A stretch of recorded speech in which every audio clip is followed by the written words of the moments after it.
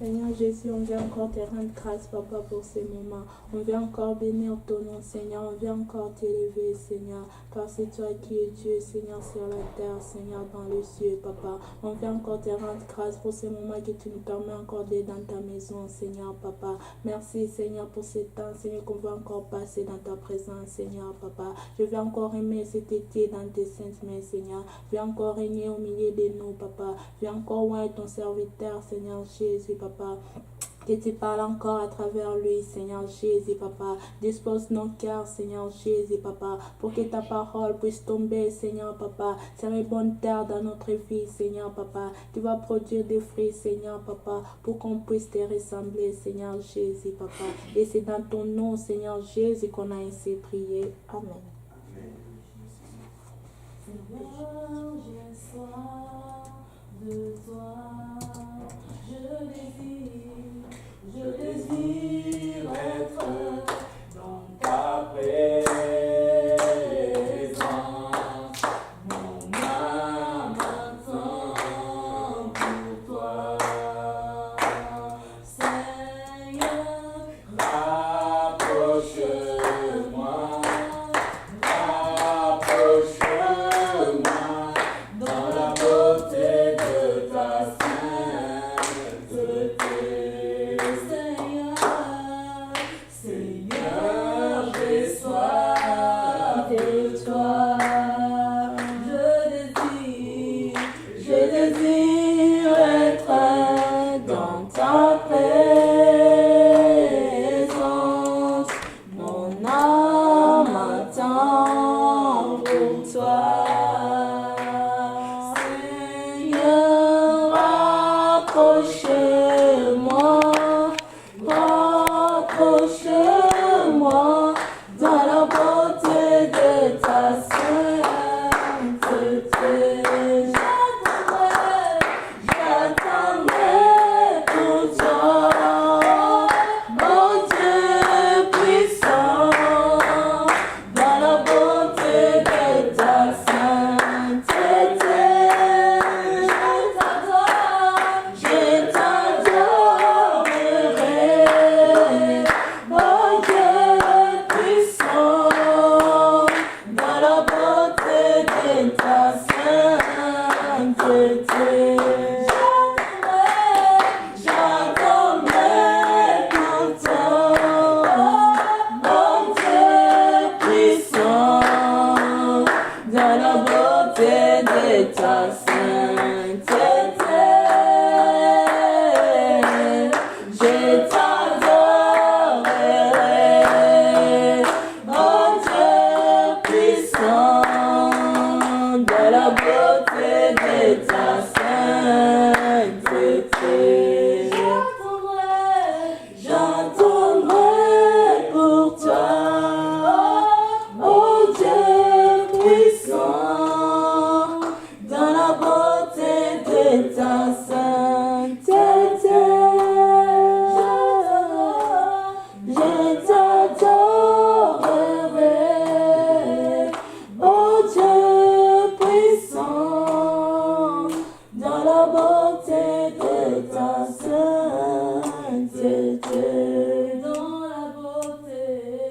Dans la beauté de ta sainteté. Alléluia.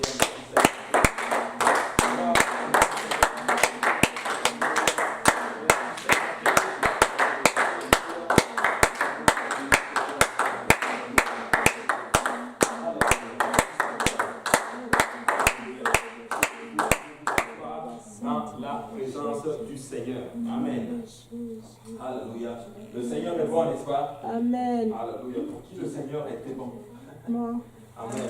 Pour moi, le Seigneur, pour nous tous, le Seigneur a été bon, n'est-ce pas? Amen. Alléluia. Et le Seigneur est vraiment en train de faire des grandes choses. Et nous allons accueillir la personne là qui sont là pour la première fois. Il faut juste qu'on me rappelle encore le nom. Je connais, je sais que c'est l'enfant, la fille de du frère Stéphane. Amen. Mais il faut juste qu'on me dise, j'ai des problèmes avec les noms.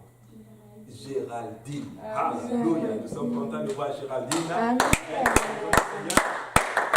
Elle a été baptisée la semaine passée au nom de Jésus-Christ. C'est ça, hein? Alléluia. Le Seigneur n'est-il pas bon? Amen. Donc ça veut dire que tout ce qu'elle va demander à Dieu, Dieu va lui donner. Amen. C'est vrai. Alléluia. Que le Seigneur te bénisse. Amen. Et nous allons continuer notre leçon. Mais qu'est-ce que ça me manquait le lundi? Alléluia. Mais le Seigneur est vraiment bon. Maintenant, qu'est-ce que vous avez étudié la semaine passée? Moi, on a étudié sur est-ce que le Seigneur est notre berger? Dans le sens que des fois, le Seigneur dit dans sa parole que je suis ton berger et en fait que tu ne manqueras pas de rien. Et des fois en fait tu vas passer par beaucoup de choses et après tu te questionnes et là si ton Seigneur est ton berger, tu ne dois pas t'inquiéter parce que bon, le Seigneur t'a dit déjà tu ne vas pas manquer de rien, donc il va pouvoir toujours à ton besoin. C'est ça qu'on avait vu. Alléluia, ça c'est bon ça. Donc l'Éternel est bien notre berger. Alléluia. Et nous n'allons rien manquer. Amen. Ouais. Et ça c'est vraiment bon. Alléluia. Maintenant, nous allons continuer notre chère étude biblique. Nous allons parler en d'autres termes de qu'est-ce qu'on avait parlé si on revient à explorer la parole de Dieu. La nation élue. Hein? La nation élue. C'est sûr que c'est la nation élue, mais on avait parlé de Abraham. De Abraham, voilà. Qu'est-ce qu'on avait dit sur Abraham? On avait vu Abraham qui avait essayé d'aider Dieu à accomplir la promesse. Ouais. Je sais qu'on avait étudié tout cela, mais je pense que moi je vois un peu là où on s'était arrêté. C'était Abraham avec Lot. Amen. Mais c'est vrai. quand il s'est séparé de Lot, mais aussi on avait intercédé. On avait parlé de la...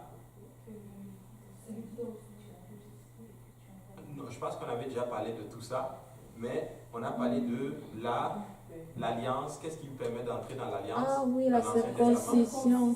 Circoncision. Et on avait vu que l'équivalent de la circoncision, c'était le baptême au nom de Jésus-Christ. Amen. Et aussi, on avait parlé de quelque chose de particulier. On avait vu qu'Abraham, il était fatigué et il est sorti probablement aller s'asseoir sur l'arbre pour prendre un peu d'air. Et après, qu'est-ce qui s'est passé? Les anges. Les anges, et pas seulement les anges, Dieu. Avec l'Éternel. Donc, 3 personnages sont allés voir Abraham. Oui. Si tu... Ah, qu'est-ce que tu filmes? Non, pas de problème. Pas de problème. Et c'est effectivement ça. Donc Abraham était là et il y avait 3 personnes qui sont venues le voir. Il y avait 2 anges et l'Éternel. C'est bizarre. Le Seigneur se déplace toujours avec, bon pas toujours, mais il se déplaçait avec 2 anges. Quand vous prenez l'arche, qu'est-ce qu'il y a sur l'arche? Les 2 chérubins. Et où était le Seigneur? Où est-ce que sa présence se manifestait? Au milieu. Entre les 2 chérubins. Maintenant, Abraham se tient avec ces personnages, littéralement. Abraham se tient avec ces personnages-là.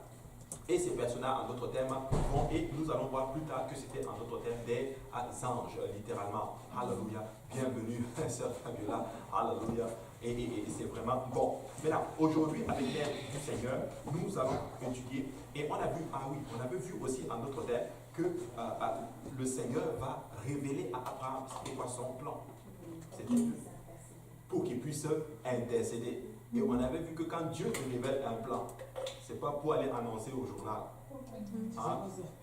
C'est pas pour aller dire à tout le monde, hey, est-ce que vous savez qu'on a dit que...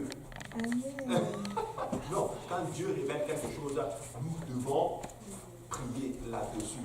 Nous devons agir, en d'autres termes, avec les bonnes prérogatives. Si on veut que Dieu nous bénisse et que Dieu nous permette littéralement d'atteindre le but pour lequel il nous révèle les choses. Est-ce que vous savez que Dieu va vous révéler des choses? Oui. Dieu révèle des choses comment? À travers sa parole, à travers littéralement même des anges, à travers quelqu'un. Dieu révèle par plusieurs manières. Mais quand Dieu nous révèle quelque chose, ce n'est pas pour détruire littéralement. Mais quand Dieu révèle, c'est parce que Dieu veut arranger. N'oubliez jamais ce principe. Dieu n'aime pas détruire. Amen. Dieu veut toujours réparer. Et Dieu cherche quelqu'un pour intercéder. Et il est allé voir Abraham littéralement parce qu'il sait que Abraham est un intercesseur Tu sais pourquoi? Moi, je comprends. Je pense que j'ai vraiment compris pourquoi le Seigneur est allé voir Abraham. Parce qu'il va dire à Abraham, je vais détruire Sodome et Gomorrhe. Parce qu'il sait qu'Abraham a un point d'intérêt là-bas. Il ne veut pas laisser que Lot périsse en d'autres terres. Et là, Abraham va négocier avec le Seigneur. Tu sais, l'intercession, c'est littéralement de la négociation. Amen. Tu négocies avec Dieu. Seigneur, please, ne fais pas cela. Toi, tu es un grand Dieu. Tu es tout puissant. Ne fais pas, ne détruis pas, s'il vous plaît, Seigneur. Et quand tu négocies avec le Seigneur est content. Et le Seigneur dit, parfait, je ne vais pas détruire. Et les conditions qu'Abraham donne, est-ce qu'il y a 50 justes? Je ne détruis pas. Mais est-ce qu'il y a 35 justes, 40 justes? Oui, c'est terrible. Je ne détruis pas. Il est descendu jusqu'à 10. Et Abraham s'est arrêté là. Et là, le Seigneur est en train de nous montrer quelque chose. Nous ne devons pas nous arrêter d'intercéder. Écoute, si tu as intercédé et que 2 personnes ont été sauvées, ne t'arrête pas là. Continue, parce que tu peux intercéder et une 3e personne va être sauvée. Si une 3e personne est sauvée, une 4e personne peut être sauvée. Et une 5e personne peut être sauvée. Et une 6e personne peut être sauvée. N'oubliez jamais ceci. Qui peut me dire c'est quoi l'ennemi du réveil? Un des ennemis du réveil. C'est la satisfaction. Ne sois jamais satisfait avec Dieu. Sois content de ce que Dieu performe maintenant, mais ne te satisfais pas de ce que Dieu peut. Ne te satisfais pas de maintenant. Dieu peut faire plus. Dieu peut faire de grandes choses maintenant. Dieu peut performer. Oh, bienvenue. Alléluia. Wow, toute la famille est là. Alléluia. Amen. Le Seigneur est bon. Le Seigneur est bon. Je pense que c'est la première fois que je vois les enfants. Hein. Oh, gloire à Dieu. Bienvenue. Alléluia. Alléluia. Et rappelez-moi juste les noms. Sarah. Moi? Non, oui, non, les enfants. Oh, les enfants. Ça, c'est Jordan. Mirana. Laël. Sandra. Voilà. Oh, alléluia. Merci Seigneur. Alléluia. Maintenant, vous allez juste prier pour moi. Parce que moi et les noms. Oui, Seigneur. Mais le Seigneur est bon. Alléluia. Maintenant, on était en train de parler littéralement de Abraham, littéralement, et il va intercéder. Et on avait vu que comment on appelle ça? Un des ennemis du réveil, c'est la satisfaction. Ne te satisfais jamais littéralement du Seigneur, en d'autres termes, dans le sens où Dieu peut faire encore plus. Écoute, si Dieu littéralement t'a béni aujourd'hui, laisse-moi te dire qu'il peut te bénir encore plus. Bienvenue, frère Agnon. Dieu peut te bénir encore plus. Si Dieu a sauvé littéralement, vous savez, moi souvent ma liste est trop longue. J'ai dit, mais Seigneur, je prie pour ma famille. Mais écoute, si mon père est sauvé, ma mère peut être sauvée aussi.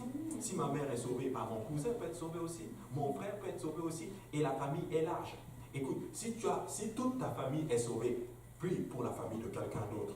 Et si la famille de quelqu'un d'autre est sauvée, prie pour la famille de quelqu'un d'autre encore. Parce que nous ne devons jamais nous satisfaire. Et moi, je crois que beaucoup d'enfants de Dieu, littéralement, sont pris au piège par ceci. Non, on ne doit pas arriver à une place où on se dit, nous sommes corrects. Non, Seigneur, tu peux faire encore plus.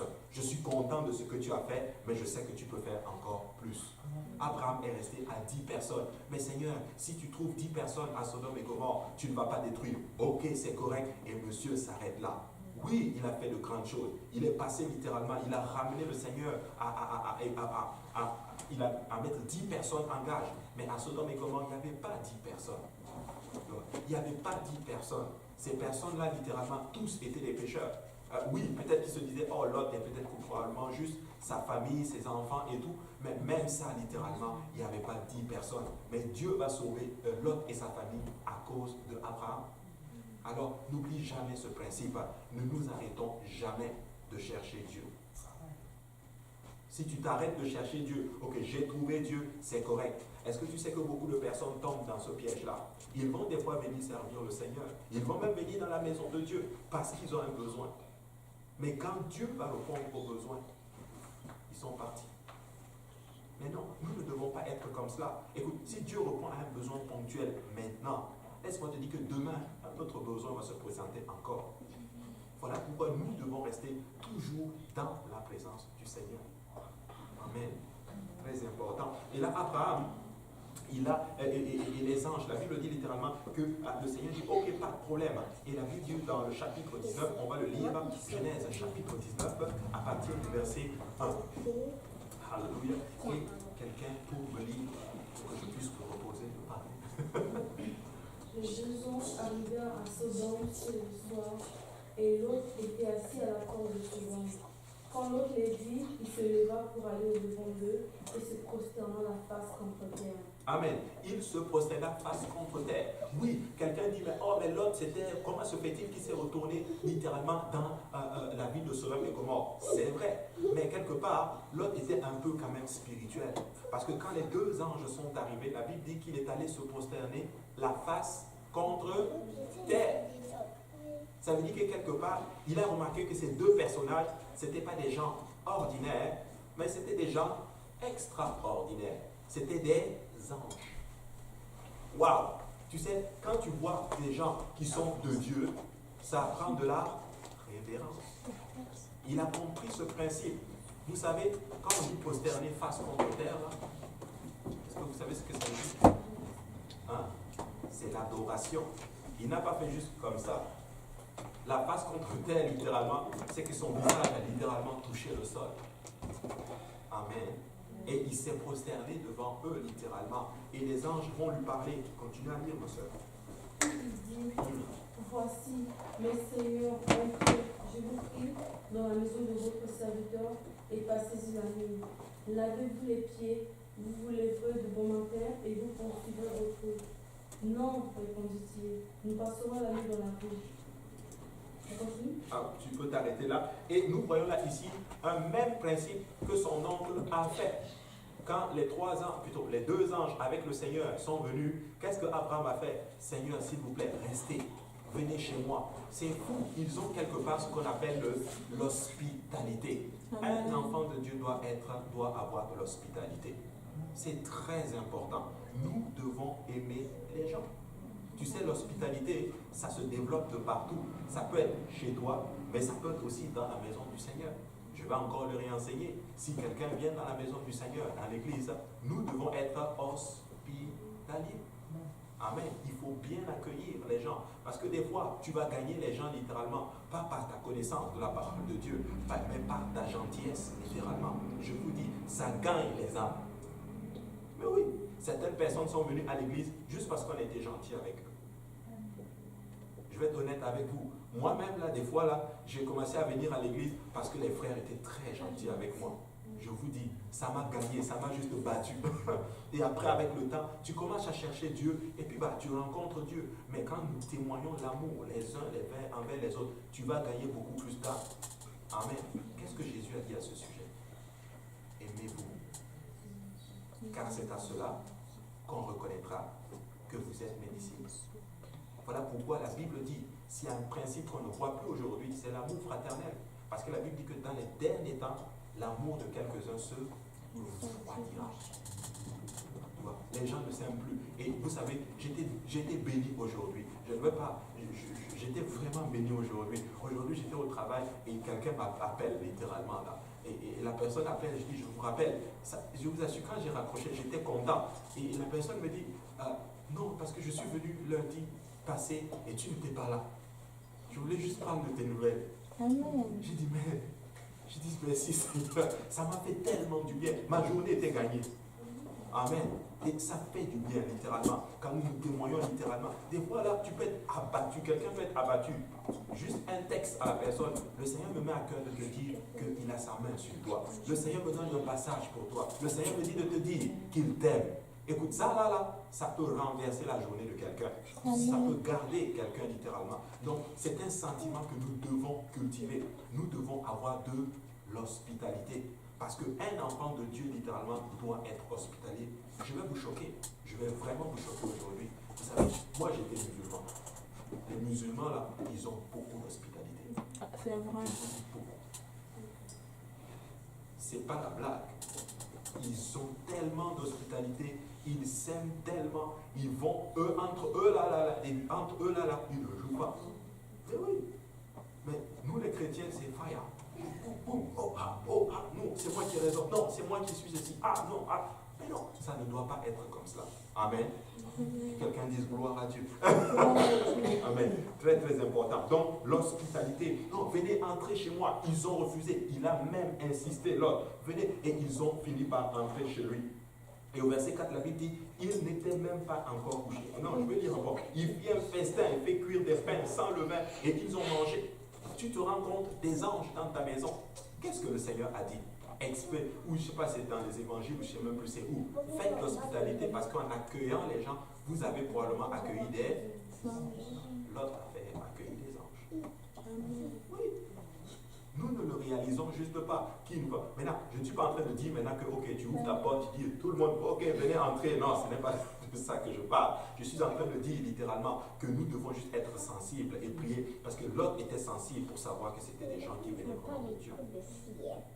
Et si tu as une relation avec Dieu, je vous assure que tu vas être sensible, littéralement. Tu vas vraiment être sensible. Amen. Et Dieu va te dire, accueille-les. Amen. C'est moi qui les ai envoyés. Il n'était pas encore couché au verset 4 que les gens de la ville, les gens de Sodome entourèrent la maison, depuis les enfants jusqu'aux vieillards. Toute la population était accourue. Ils appelaient Lot et ils dirent, où sont les hommes qui sont entrés chez lui? Fais-les sortir vers nous pour que nous les connaissions. Les anges sont entrés chez Lot. Il n'était même pas encore couché. Les gens viennent taper, les gens de la population de Sodome et Gomorrhe. La Bible dit, des vieillards jusqu'aux enfants. C'est ce qui est écrit, n'est-ce pas? Oui. On va le relire au verset 4. Depuis les enfants jusqu'aux vieillards, fais-les sortir pour que nous les connaissions. Mes chers, comme je vais utiliser le langage d'un jeune prédicateur, mesdames et messieurs, vous savez de qui je parle. Ce n'est pas en train de dire on veut les connaître, bonjour, bonsoir. Non, c'était aller en intimité avec eux. Donc c'était une ville pécheresse, littéralement. Ils avaient littéralement ce qu'on appelle une mauvaise, cette tendance littéralement à faire littéralement l'intimité entre le même sexe. D'où le terme la sodomie. Il y a des enfants ici, vous savez de quoi je parle.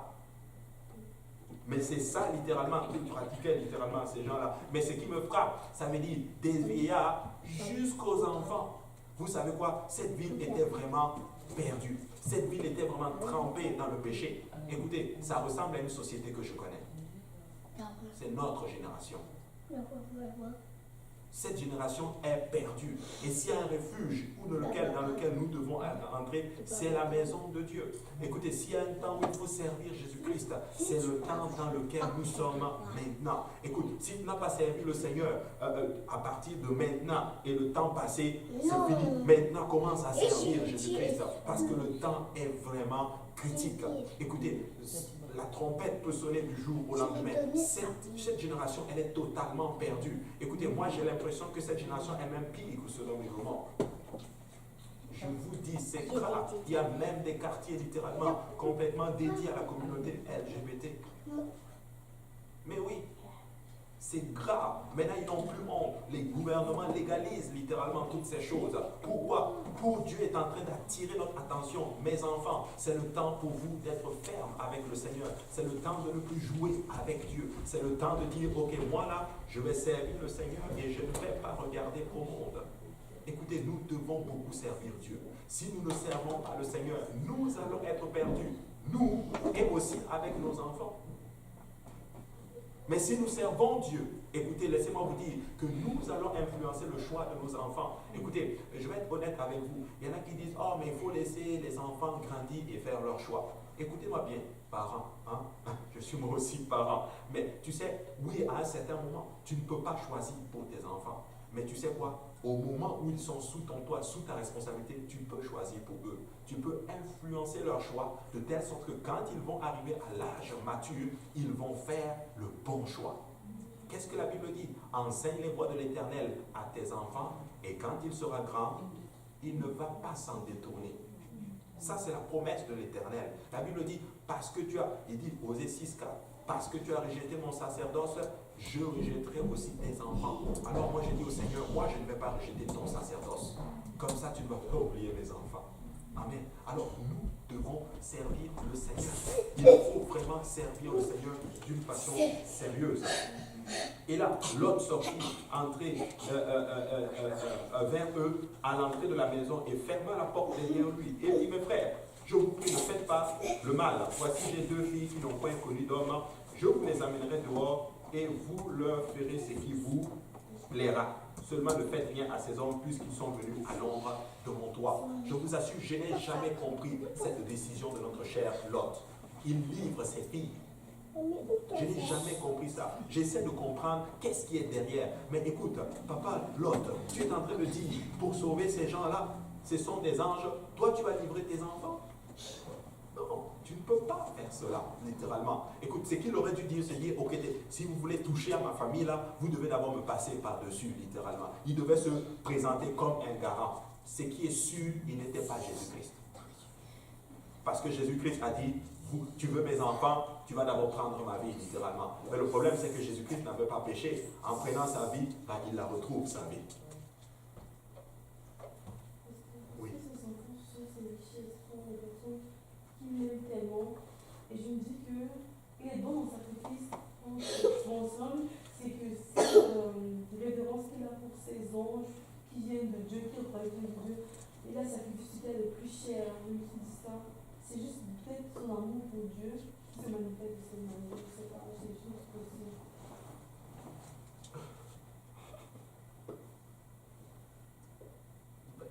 J'ai un peu de mal avec ça. Parce que ces gens, ce n'était pas Dieu. Et Lot savait que ce n'était pas Dieu. Amen.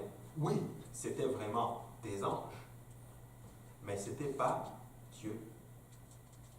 Tu vois? Mais je vois ce que tu veux dire. Mais ça ne fait juste pas de sens. Tu sais, ça ne fait vraiment même pas de sens. En fait, la chose la plus précieuse qu'il avait, c'était même pas ses filles. C'était sa propre vie. Peut-être qu'il aurait pu la donner pour les sauver, eux.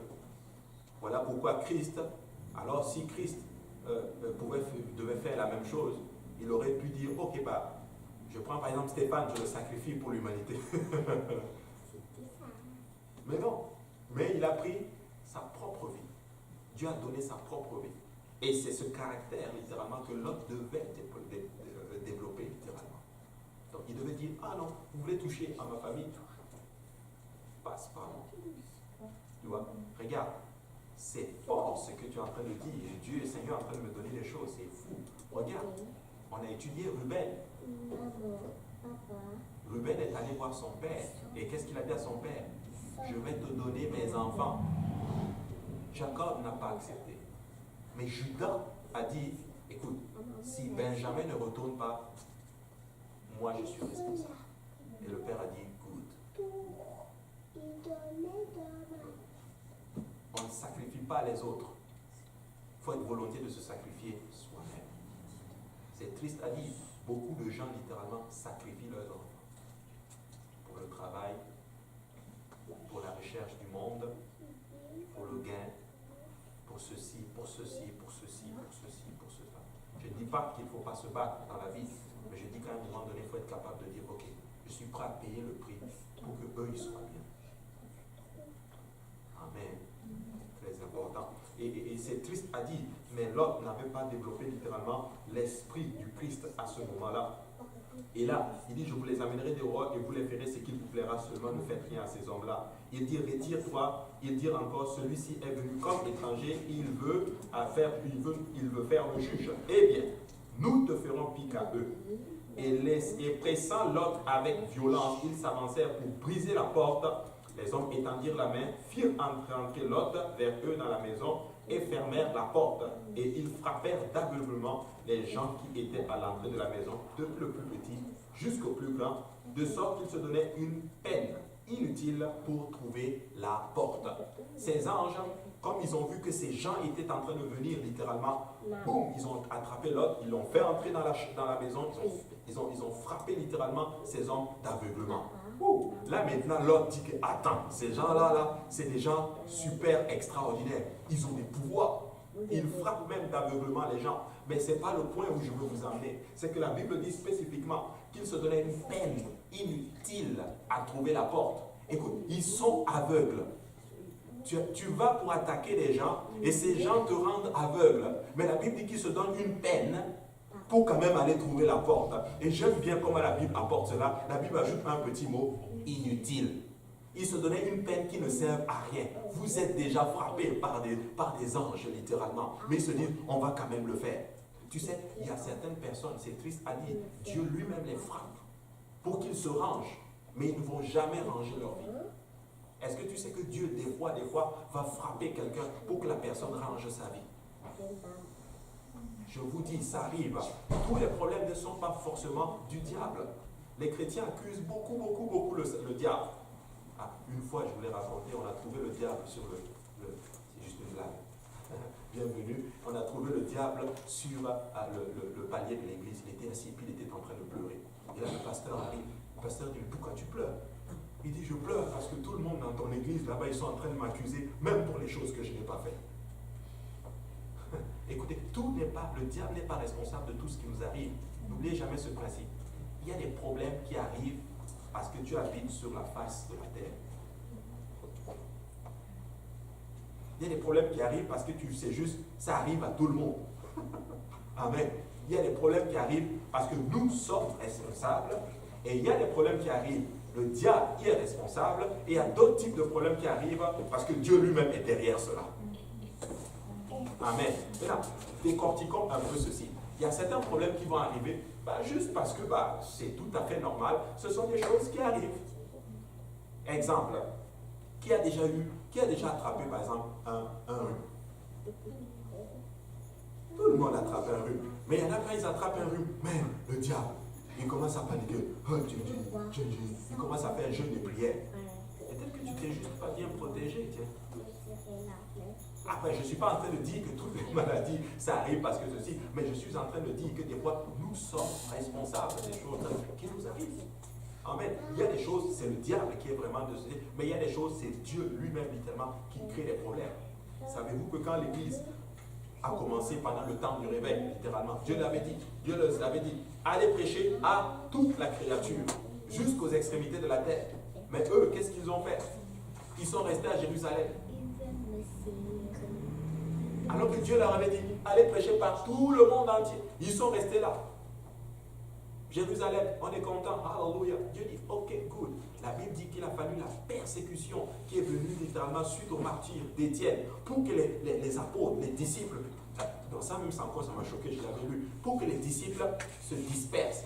Mais lis bien le texte. La Bible dit que les apôtres, malgré cela, ils sont quand même restés à Jérusalem. Dieu dit, ok, vous ne voulez pas aller? Je vais permettre à la persécution d'arriver.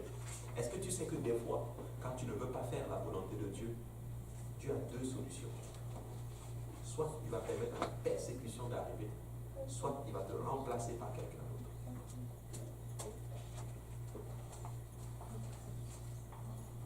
d'autre. Comment? La persécution, c'est des difficultés qui t'arrivent. Des problèmes t'arrivent. Voulez-vous mon témoignage à moi? Moi, j'étais musulman quand je suis arrivé ici. Je suis venu pour les études. Et là, quelqu'un un jour m'avait parlé de Jésus. Un de mes amis en plus, qui était vraiment chrétien et tout. Il dit, mon cher ami, oublie ça. À ce moment-là, tout allait bien. Les études, ça allait bien. L'argent, ça allait bien. J'ai dit, ok, mon cher ami. Je vais te coincer au mur. Tout ça, là, Dieu va tout enlever.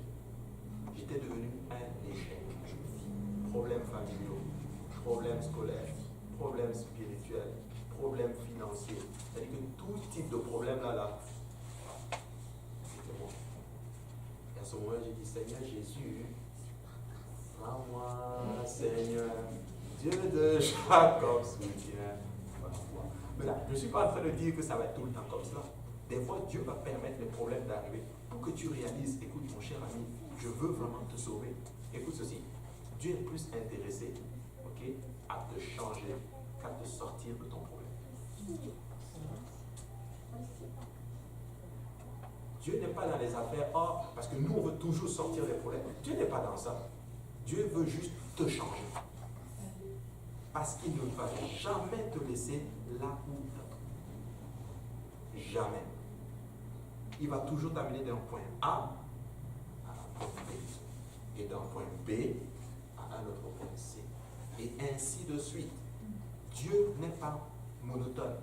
Dieu bouge tout le temps. D'un point A à un point B. Et si nous sommes à un point A, laissez-moi vous dire qu'il y a un point B à atteindre. Si tu as C, il y a un point D à atteindre.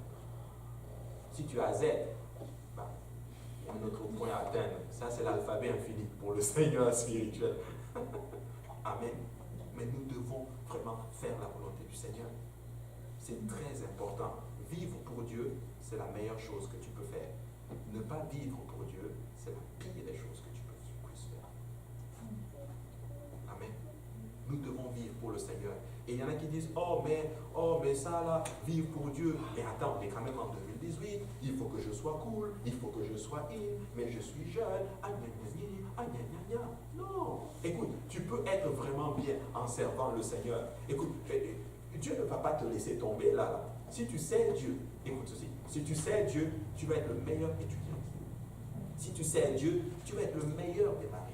Tu sers Dieu, tu vas être le meilleur, la meilleure des mères. Tu sers Dieu, tu vas être le meilleur employé à ton travail. Tu sers Dieu, tu vas être meilleur dans tout ce que tu fais. Parce que tu vas développer les principes littéralement spirituels. Et c'est ça qui donne ce qu'on appelle la bénédiction spirituelle. Vous savez, il y a un monsieur qui a fait des études pour savoir pourquoi les États-Unis étaient la première puissance mondiale.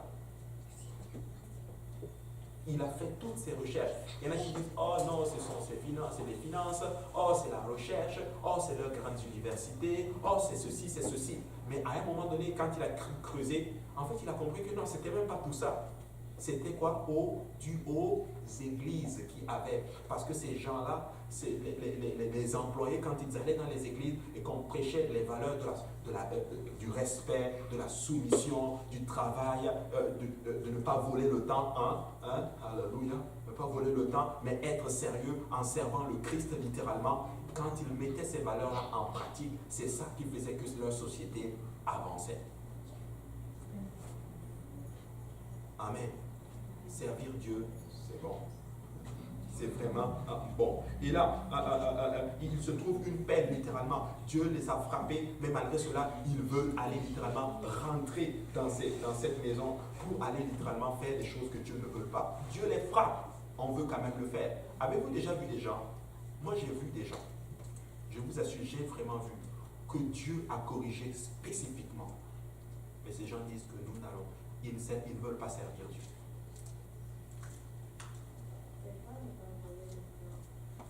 Ah, ok, ne pas voler le temps. Toi, tu veux me faire entrer dans quelque chose. Par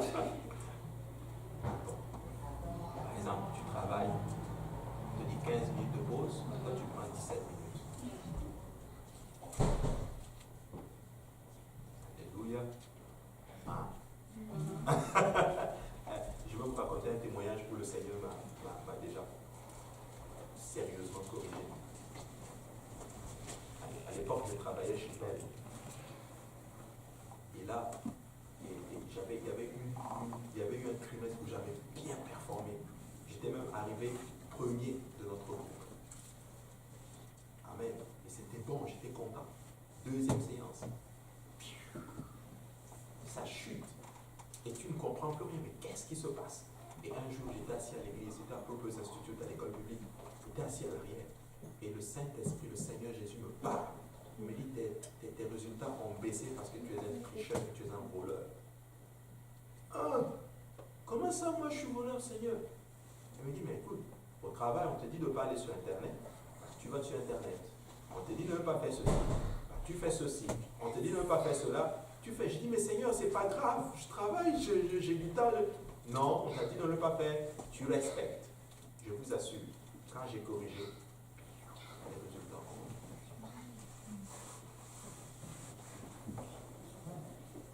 Alléluia. Ah. Le Seigneur est bon.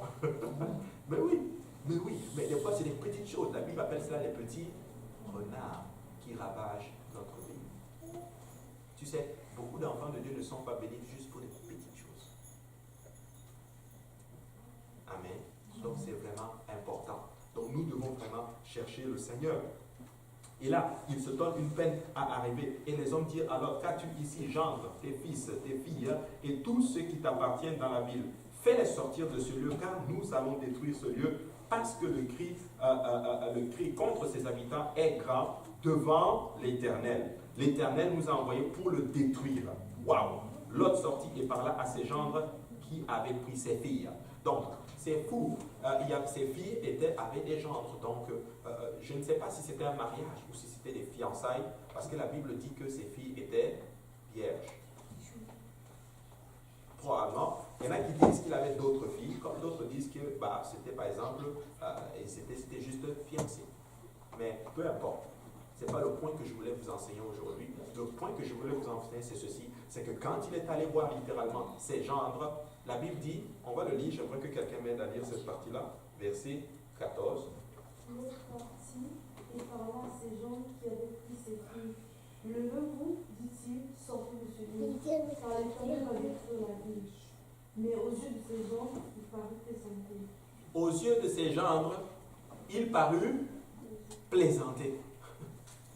Comment se fait-il que toi, Lot, chef de famille, tu arrives, tu parles à tes gendres que Dieu va détruire, et pour eux, c'est comme de la plaisanterie. On ne te prend pas au sérieux. Est-ce que vous savez ce que ça veut dire?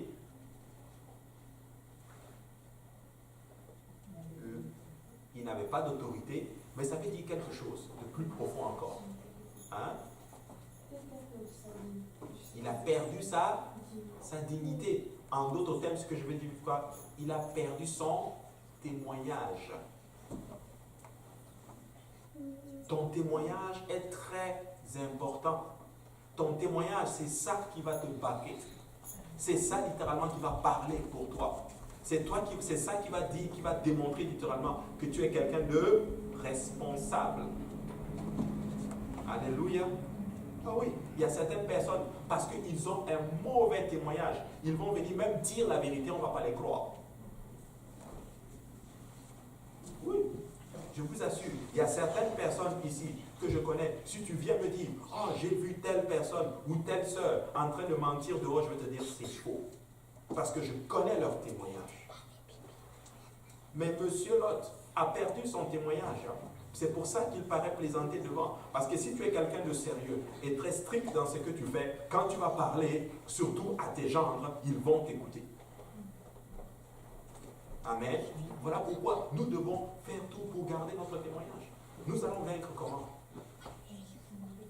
Et le dire de notre témoignage. Donc, moi je n'ai pas envie, et je vous l'ai déjà dit, je vais le dire encore, je n'ai pas envie que quand on dit commérage, qu'on entende vos noms sortir là-dedans. Je n'ai pas envie qu'on dise, telle personne là, lui là, il ment trop. Ou il y a ça, c'est un groupe de menteurs, mais je vois ton nom est dedans. Non. Mais je veux juste que quand on dise vos noms, qu'on dise, non, elle là, c'est vraiment respect, celle-là, là, c'est vraiment la grâce, elle est trop gentille, Et je rends grâce à Dieu pour le témoignage. Et j'ai entendu beaucoup de témoignages de certaines sœurs et de beaucoup de frères de cette église. Je veux vraiment rendre grâce au Seigneur pour cela. C'est bien, vous devez continuer là-dessus. Certaines personnes sont venues me voir, vraiment, les gens de votre église là, vraiment, je suis très content. Elles sont gentilles, ils sont gentils. Et c'est ça qu'on veut. Amen. Certaines personnes sont venues à l'église parce qu'ils ont vu littéralement certaines sœurs, ils ont vu certains frères, votre tenue dans le monde, littéralement, votre façon de parler et tout. Ils ont dit, moi je dois venir dans cette église. Et c'est ça que nous devons développer. Alléluia. Amen. Oui, je vous assure, ton témoignage va te défendre littéralement. Tu peux arriver à une place littéralement. Et quand tu as un bon témoignage, ça ne va pas se manifester juste même pour la maison du Seigneur. Ça va même se manifester dans tout ce que tu fais, même dans ton lieu de travail. Amen. Très important. Écoute, moi je connais quelqu'un, on est allé l'accuser à son boss au travail. Oh, il a fait ceci. Vous savez ce que le boss a dit? Je le connais. Il n'est pas comme ça. Vous savez pourquoi? Parce qu'il a bâti un témoignage pendant tout le temps qu'il travaillait là. On sait que ce n'est pas un tricheur, on sait que ce n'est pas un menteur, on sait que ce n'est pas un voleur, on sait que c'est quelqu'un de sérieux. Donc quand tu vas pour l'accuser, ça ne fait juste pas de sens. parce que son témoignage l'a déjà précédé. Mais M. Lot avait perdu son témoignage. Tu parles, on ne te prend même pas au sérieux. Écoute, il y a certaines personnes, ils vont aller même témoigner à quelqu'un d'autre. Oh, sers Jésus-Christ. Et la personne te dit, je vais servir Jésus. Pourquoi toi-même tu ne sers pas Jésus-Christ? Regarde comment tu vis. Amen. Très important. Mais je ne dis pas que nous allons gagner tout le monde. Mais laissez-moi vous dire que des fois, avec notre témoignage, nous allons être sérieux, littéralement. Monsieur Lot avait perdu son témoignage. Je n'ai pas envie d'arriver un jour chez moi, que je parle de Dieu, que mes enfants pensent que je suis en train de plaisanter. Alléluia. Très important. Nous devons garder notre témoignage. Alléluia. Il paraît plaisanter. Et dès l'ordre du jour, j'aimerais que quelqu'un lise le verset 15 et je vais vous montrer quelque chose que malheureusement beaucoup font. Dès l'ordre du jour, les anges insistèrent auprès de Lot en disant, lève-toi, prends ta femme et tes 2 filles, qui se trouvent ici, de peur que tu ne périsses dans la ruine de la vie. Dans ce verset 15, il y a un mot qui n'était pas censé y apparaître. C'est le mot insistèrent. Qu'est-ce que ça veut dire insistèrent?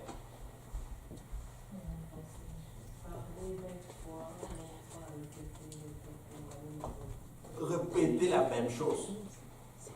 Les anges étaient obligés d'encore insister pour que l'autre parte. On lui a déjà dit dès le départ, Dieu va détruire. Bah, lui-même est allé voir ses gendres. Hey, vous devez partir. Mais le jour même, les anges sont obligés d'insister encore. Écoutez, vous ne voulez pas arriver à une place où Dieu insiste avec vous. Non. Dieu dit, sers-moi. Il faut pas, si Dieu nous dit sers-moi, nous devons le servir. Je suis en train d'enseigner, mais laissez-moi vous dire que je m'enseigne aussi. Parce que, révélation ce soir, moi aussi je suis une tête Dieu. Hein? Que Dieu des fois tape, des fois pour dire, hey, arrête ceci, corrige ceci. Mais nous ne devons pas arriver à une place littéralement où on est obligé d'insister littéralement pour te faire quelque chose. On dit fais ceci, Dieu dit fais ceci, fais-le juste, tout simplement. L'autre devait se dire, écoutez, ils ont parlé une fois, c'est largement suffisant, nous partons d'ici. Parce que nous n'avons pas envie de périr. Et je veux vous dire une chose, moi je n'ai pas envie de rester ici. Moi je vais aller au ciel. Je n'ai pas envie de rester dans ce monde. Ce monde est perdu. Je vous assure, ce monde est perdu.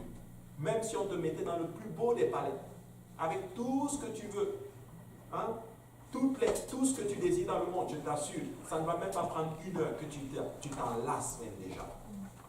Mais hey, dans la présence de Jésus-Christ, tu ne vas jamais t'en lasser. Ça va juste être une plénitude et nous allons être contents, nous allons être heureux, nous allons libérer de ce matérialisme, de ce monde.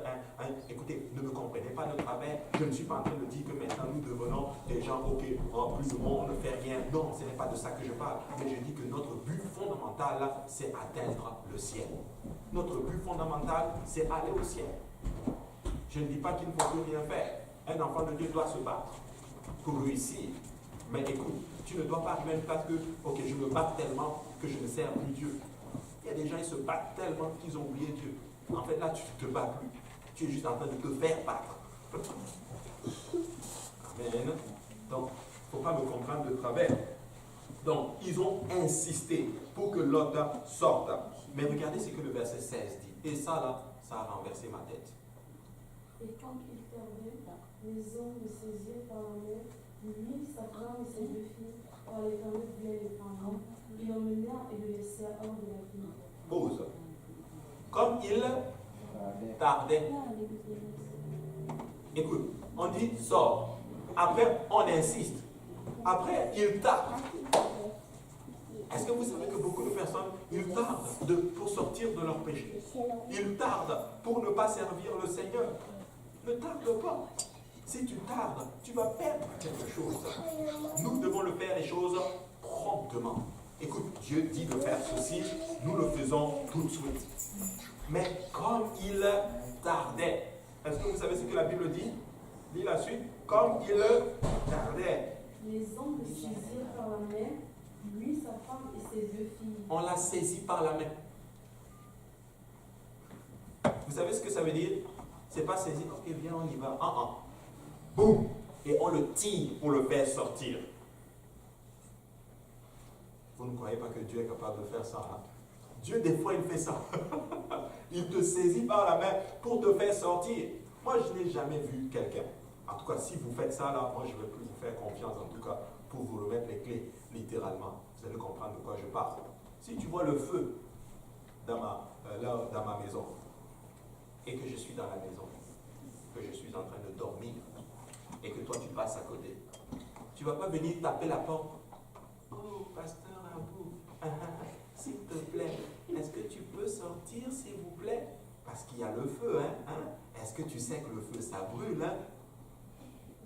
Tu vas crier, tu vas même casser la porte. Pasteur Abou, sors d'ici. Et si je ne sors pas, tu vas même, j'espère que vous allez faire ça, tu vas même venir me tirer, et tu vas me faire sortir d'ici. Mais vous savez quoi? Des fois, Dieu agit comme ceci. Des fois, on va même remettre le roche derrière vous. Des fois, on va même vous mettre la pression. Et des fois, certaines personnes sont choquées quand on leur met la pression. Écoutez, moi, je suis de ceux qui disent ceci. Il faut laisser les gens grandir. Mais des fois, Dieu va nous pousser à mettre la pression à quelqu'un pour la faire sortir littéralement et l'amener à un niveau parce qu'il s'agit de ta santé. Il s'agit de ton salut. Vous savez, quand ma femme était en train d'accoucher les jumeaux, ma femme ne voulait pas prendre l'épidural. Ma femme m'a dit, je ne veux pas d'épidural. Ok, mamie, pas de problème. Elle était là, elle va accoucher normalement. Et là, elle accouchait, et je pense que ça arrivait au moment des contractions, les enfants sont sortis, ils étaient en train de sortir. Bon, moi, je ne sais pas quoi faire, littéralement. Et là, ça sort, c'est dur, la douleur est intense. Ma femme est là, elle crie, elle prie, elle prie, elle prie, elle prie, elle prie. Et là, tout d'un coup, justement, le médecin dit, madame, vous ne voulez pas l'épidural? Elle fait non, non, non, non, parce que ma femme avait entendu des choses avec comment on appelle ça, les effets secondaires, des choses comme cela. Bon, il dit qu'elle ne veut pas. Après, à un moment donné, parce que ça commençait à être très douloureux et ça a un lien avec sa santé, la médecin me retourne, me regarde, monsieur, madame, je ne demande plus votre avis, je vous fais prendre l'épidural sans votre consentement. Boum, épidural, la femme a accouché. À un moment, j'ai dit, quand elle a fini d'accoucher, que Dieu vous bénisse, vraiment, merci.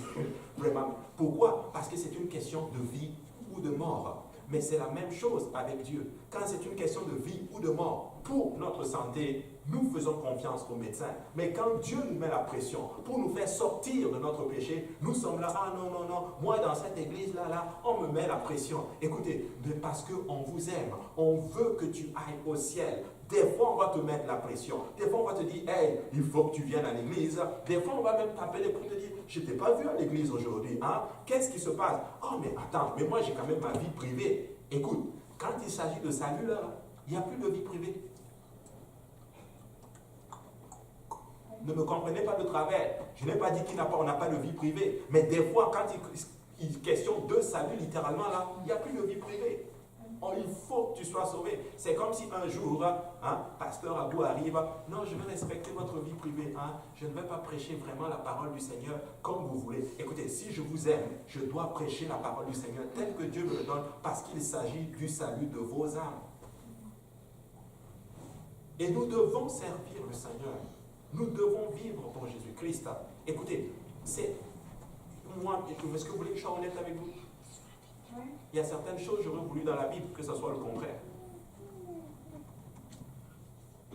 Mais c'est pas comme ça. Dieu dit c'est comme ça, c'est comme ça. Révélation. La seule façon d'aller au ciel, c'est de servir Jésus. C'est d'obéir à Jésus. C'est d'obéir à l'évangile. C'est de se repentir de ses péchés. C'est d'arrêter les mauvaises vies. C'est d'être baptisé au nom de Jésus-Christ pour le pardon de ses péchés, d'être rempli du don du Saint-Esprit avec une évidence de parler en langue et de persévérer. Ne pas s'arrêter là. Continuer avec le Seigneur. Parce que c'est celui qui persévérera jusqu'à la fin qui sera sauvé.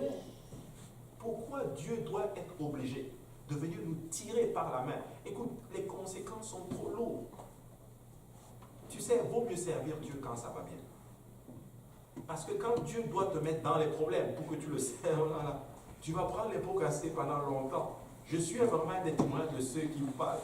Écoutez, j'ai payé un prix fort pendant longtemps. Il m'avait déjà pardonné. Mais à cause de ma tête dure, j'étais sauvé. Mais les conséquences étaient là. J'ai dû dealer avec. Mais tu ne veux pas cela. Amen. Faisons confiance au Seigneur. N'arrivons pas à une place où Dieu est obligé de nous tenir la main, de nous saisir par la force pour nous sauver. Parce qu'il nous aime tellement qu'il est prêt à faire cela pour nous sauver. Il dit lui-même dans sa parole que si ton œil droit, ou en tout cas une partie de ton corps, t'empêche d'entrer au ciel, coupe-la, arrache, enlève. Parce que vaut mieux pour toi aller au ciel, bon rien, que d'entrer justement dans la géhenne avec l'état entier de ton corps. Vous savez, beaucoup ne comprennent pas cela. Tu sais, même si j'enlève cet œil et que je la jette et que je rentre au ciel, bon rien, il va me donner un autre œil. Oui. Alors, il ne faut pas avoir peur de sacrifier pour Jésus-Christ. Amen. Là, je suis en train d'enseigner vraiment le dépouillement total. N'ayez pas peur. Alléluia. Je ne suis pas en train de dire qu'on ne vit plus. Non. Mais je vous assure que vivre pour Dieu, ça vaut la peine. Ça vaut vraiment la peine. David le dit ceci, je n'ai pas vu un serviteur de l'Éternel, ni ses enfants mendier son pain. Écoute, si tu sais Dieu va te bénir ici-bas, et il va aussi te bénir dans l'au-delà. Amen. Amen. Donc après les avoir fait sortir, sauve-toi pour ta vie, ne regarde pas derrière toi et ne t'arrête pas dans toute la plaine. Sauve-toi vers la montagne de peur que tu ne périsses. Sauve-toi, ne regarde pas derrière toi. Qu'est-ce que Christ a dit? Christ a dit que celui qui met la charrue, celui qui retourne littéralement en arrière, qui ne sacrifie pas pour moi littéralement, n'est pas digne de moi en notre terme. Tu sais, ça veut dire ceci. Si tu t'es résolu à vivre pour Jésus-Christ, il faut que ça soit une fois pour de bon. Il ne faut pas arriver à une place. Oh non, est-ce que j'ai vraiment choisi de servir Dieu? Est-ce que j'ai quand même bien fait? Non. Est-ce que je suis en train de dire que vivre pour Dieu c'est facile? Non. Il y a des moments difficiles. Il y a des moments où tu as l'impression que tu es comme abattu. Non, j'arrête, je ne peux plus continuer. Mais laisse-moi te dire, comme le prédicateur l'a dit dimanche matin, dans le point de non-retour, écoute, tu es même déjà trop loin de la ligne de départ. Continue juste. Avance seulement. Même si tu ne sais pas où tu vas, avance. Même si tu vas tomber, tombe en avançant quand même. Éventuellement, tu vas y arriver. Mais il faut avancer. Tu sais, dans la voiture du Seigneur, il n'y a pas de vitesse reculée. Il n'y a qu'une seule vitesse dans la voiture du Seigneur. C'est avancer. Oui, nous devons avancer dans le Seigneur. Ça ne va pas, avance quand même. Tu ne sens rien, avance quand même. Tu pries, tu ne sens pas la présence du Seigneur, hein, comme tu l'as ressenti hier. Hein. Prie quand même, Dieu est quand même là. N'oubliez jamais ce principe. Il y a des moments où tu vas être en feu. Tu pries, tu sens la présence du Seigneur. Mais il y a des moments où tu vas prier, tu as l'impression que ça ne monte même pas. Écoute, prie quand même, car Dieu est quand même là. Dieu est en train de te montrer littéralement comment il faut agir dans les moments de désert. Dans le moment de désert, on ne sent rien. C'est vide, mais ça ne veut pas dire que le Seigneur n'est pas là. Jésus-Christ, après avoir gêné 40 jours, s'est retrouvé dans le désert. Mais laisse-moi te dire que la Bible déclare qu'après cette sortie du désert, lis bien le texte, il était revêtu de la puissance d'en haut. Écoute, est-ce que tu veux être revêtu de la puissance d'en haut? Amen. Alors, il faut que tu passes par le désert. Beaucoup n'aiment pas le désert. Beaucoup veulent que tout aille bien. Tu sais, il y aura des moments où tout va bien, comme il y aura des moments plus difficiles, comme il y aura des moments moins difficiles. Mais tu sais quoi, j'ai comme l'impression que les moments les plus précieux de ta vie, en fait, c'est les moments de difficulté. Parce que c'est là que tu sors de toi-même. C'est là que tu affrontes l'Éternel. Et c'est ce qu'on appelle littéralement rencontrer Dieu dans l'adversité. Job ne savait pas qui était l'Éternel jusqu'à ce qu'il ait tout perdu. C'est là qu'il a compris que, en fait, mon Rédempteur vit. Il le déclare lui-même. Mon Rédempteur est vivant. Il a frôlé la mort. Il a tout perdu. Mais je vais quand même faire confiance. Mais ce sera notre niveau de baptême de feu à un niveau que vous ne pouvez pas imaginer. Révélation. Job n'avait pas le baptême du Saint-Esprit. Comme vous. Mais Job a dit, je servirai le Seigneur même s'il me tuait, je vais quand même lui faire confiance. Tu veux faire confiance à Jésus? Serre-le de toutes tes forces et de toute ton âme. Il y aura des moments difficiles. Mais écoute, il ne faut pas arrêter dans les moments difficiles. Ne regarde pas en arrière. Je ne sais pas pour vous, mais pour rien au monde, je ne veux pas retourner en arrière. Ça ne veut pas dire que tout va bien maintenant. Mais tu sais quoi, je préfère ma vie maintenant que ma vie hors de Jésus-Christ. Vaut mieux les problèmes avec Jésus que la quiétude sans Jésus-Christ. Oui, avec Jésus dans mon bateau, je peux rire de la tempête. Mais nous n'aimons pas les problèmes. Nous n'aimons pas la difficulté. Nous aimons souvent dérailler derrière nous. N'oublie jamais ce principe. Dieu m'a montré cela cette semaine. Un des pires ennemis de ton futur, c'est ton passé.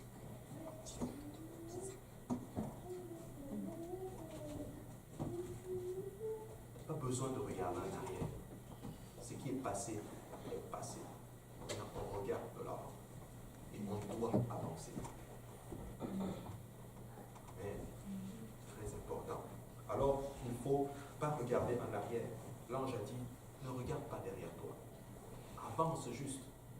Oh, mais j'avais mes amis, mais moi je m'étais déjà installé dans cette ville. Probablement qu'il avait même déjà acheté une maison. Hein? Il avait déjà pris une hypothèque. Peut-être qu'il avait déjà tout installé. Il était bien. Probablement, je ne sais pas, là je laisse tourner ma tête un peu. Et là on dit non, sors. Laisse tout ça. Peut-être qu'il n'a même pas eu le temps de faire sa valise. Il n'a rien pris. Même pas sa brosse à dents.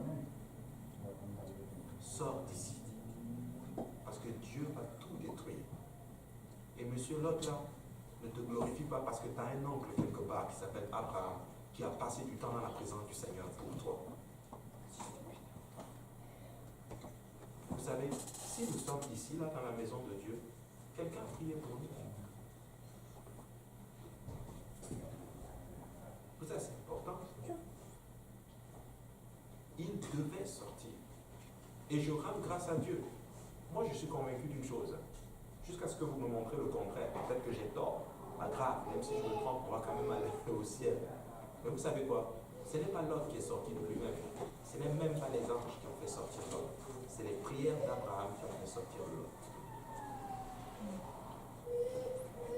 Parce que Abraham a tenu avec le Seigneur. Et Dieu a dit, ok, je vois quand même ton attitude.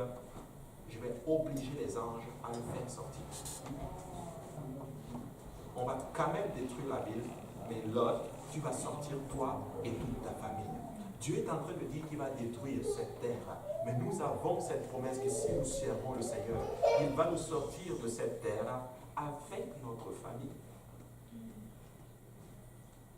Même si l'ange va aller taper ton papa au pays, pour qu'il donne sa vie à Jésus-Christ, il est capable de le faire. Même s'il est prêt littéralement à aller corriger peut-être les membres de ta famille, pour qu'ils se tournent vers lui, Jésus-Christ est capable de le faire. Écoutez, nous n'aimons pas cela, mais vous savez quoi? Je préfère leur salut que toute autre chose. Je ne suis pas en train de dire que ça va arriver, ok? Ça va arriver comme ça. Ça va arriver un jour, je me dis, oh, nous aimons le Seigneur Jésus-Christ, nous donnons notre vie à Dieu. C'est vraiment notre souhait. Mais vous savez quoi? Ce que je suis en train de vous dire est réel.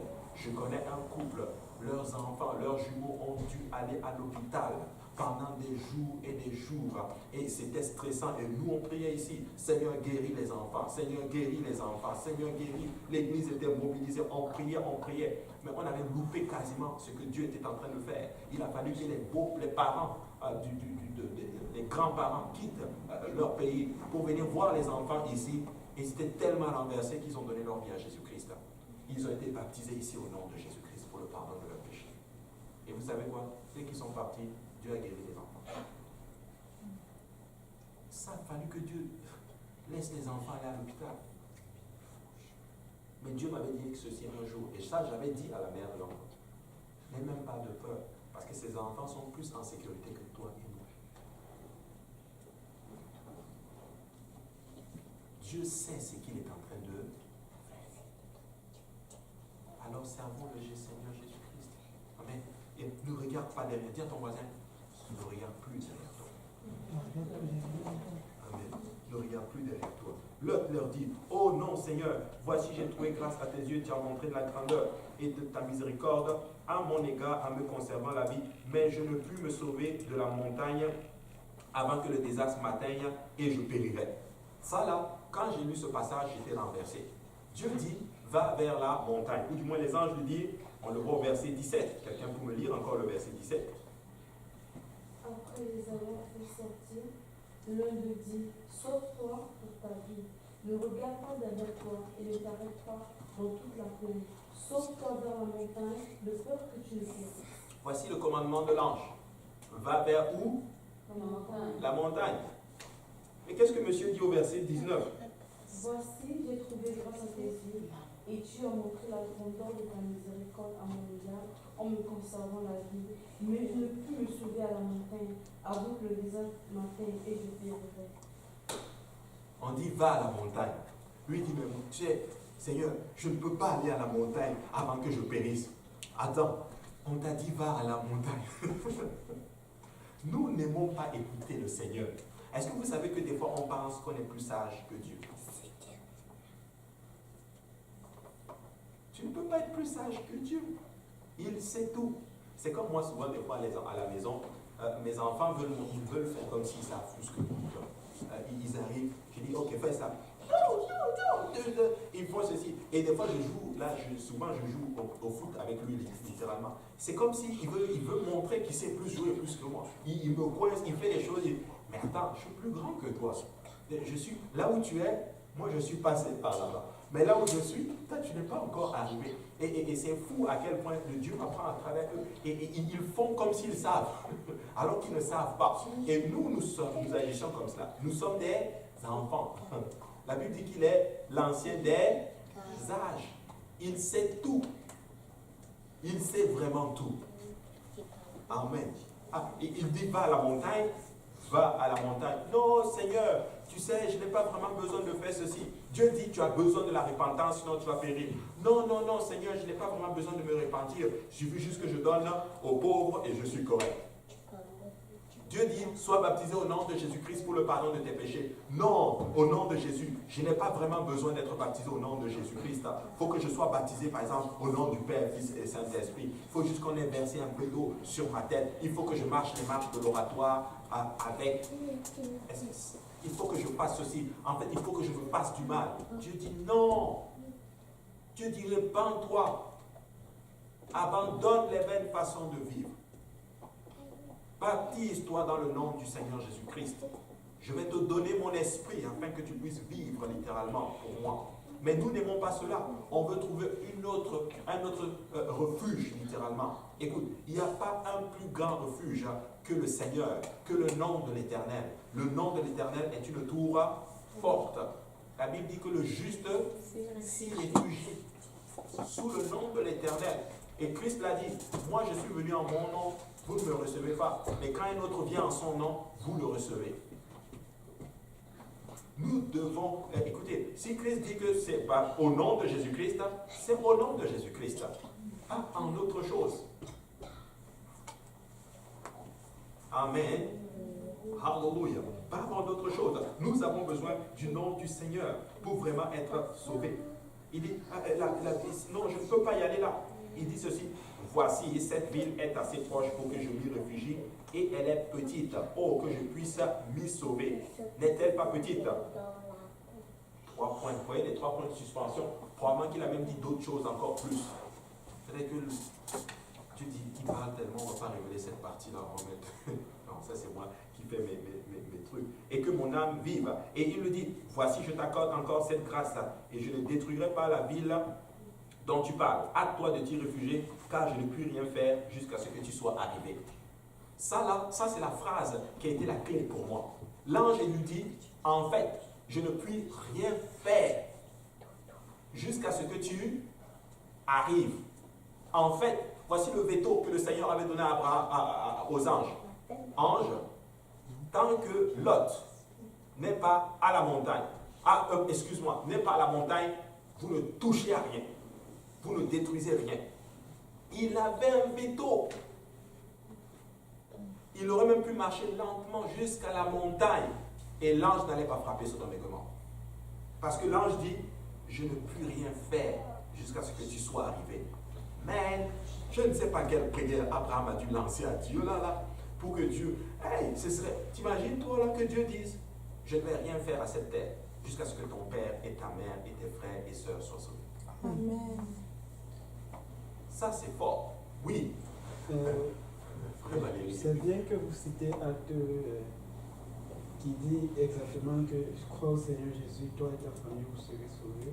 Mais il y a aussi le livre d'Ézéchiel qu'il ne faut pas aussi oublier où le Seigneur dit que chacun payera pour ses fautes en réalité. Les fautes du parent ne seront pas imputées à l'enfant ni le contraire et tout et tout. Bon, en fait, c'est cette nuance-là. Parce qu'il y a des parents qui, je ne sais pas, mais c'est pas comme si leur condamnation était déjà établie. Non, je ne vais pas dire ça, mais déjà, malheureusement, il y en a des parents qui meurent incrédules alors que leurs enfants servent le Seigneur avec tout le dévouement qu'il faut. Tu as tout à fait raison. Là où j'en venais, où je disais, servons le Seigneur, ça a un impact aussi sur nos enfants. C'est parce que Dieu nous donne la tutelle de nos enfants. Les enfants sont littéralement sanctifiés par les parents à leur bas âge. La Bible nous l'enseigne littéralement. Ce que je suis en train de dire, c'est que, regarde, moi, j'ai 4 enfants. Okay? En ce moment-là, ils ne peuvent pas choisir pour eux-mêmes. C'est moi qui choisis pour eux. Mais tu vois, si je les pousse tellement dans le Seigneur, arrivé à leur âge de maturité, bah, ça va tellement influencer leur choix qu'ils vont faire eux-mêmes leur choix dans le Seigneur. Tu sais, à un moment donné, j'en viens, à un moment donné, les enfants vont remettre en question l'éducation qu'ils ont reçue de leurs parents. Soit pour continuer, soit pour ne pas continuer. Mais ça, c'est une période très critique. Mais si tu les as influencés, ils vont choisir. C'est de ça que je parle. Mais oui, tu n'as pas à prendre les fautes de tes parents, mais que tu le veuilles ou pas, ce que tes parents font t'affecte anyway. Un enfant qui naît dans une famille alcoolique a plus de chances de devenir alcoolique. Ça ne veut pas dire qu'il va devenir alcoolique. Un enfant qui naît dans une famille pieuse a plus de chances de demeurer pieux. Donc c'est de ça que je dis. Maintenant, tu ne veux pas jouer maintenant le pile à face, tu ne vas pas prendre le côté et dire ok, je veux jouer le côté, je ne sers pas Dieu. Ils ont quand même 2% de chance de servir Dieu. Tu ne veux pas donner 2% de chance à tes enfants de servir Dieu. Tu veux leur donner 99,9999, voire même 104%. Amen. Oui, maman. Non, elle avait une question. Oui. Tu avais une question? Non? Alléluia, c'est bon. Alléluia. Et c'est vraiment ça.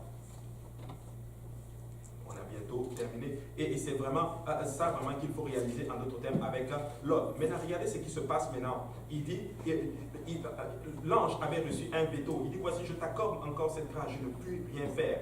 Maintenant, regardez ce que la Bible dit au verset 23. Vas-y. Le soleil se levait sur la terre lorsque l'autre entra dans le soir. Alors l'Éternel fit pleuvoir du ciel sur Sodome et sur Gomorrhe du soufre et du feu de par l'Éternel. Il détruisit ces villes, toute la plaine et tous les habitants de la ville et les plantes de la terre. La femme de l'autre regarda en arrière et elle devint une statue de sel. Wow, maman a regardé en arrière, alors que le commandement était donné, ne regarde pas en arrière. Je me suis toujours posé la question, pourquoi a-t-elle regardé en arrière? Parce que son cœur est Parce que son cœur est Il y avait des attaches. Nous ne devons pas nous attacher à ce monde. Tu sais, arrive à une place où tu es attaché à rien, sinon à Jésus-Christ, aux âmes. Dieu m'a montré cela spécifiquement. Je vais même vous choquer littéralement. Et peut-être qu'il faut couper la caméra. Ne dites pas ça. Parce que, mais oui, frère Stéphane, non, je plaisante. Mais je sais que vous n'allez pas le dire. Hein? Je vous assure, Dieu m'a même dit, bon, Alléluia. Il ne faut même pas t'attacher au ministère.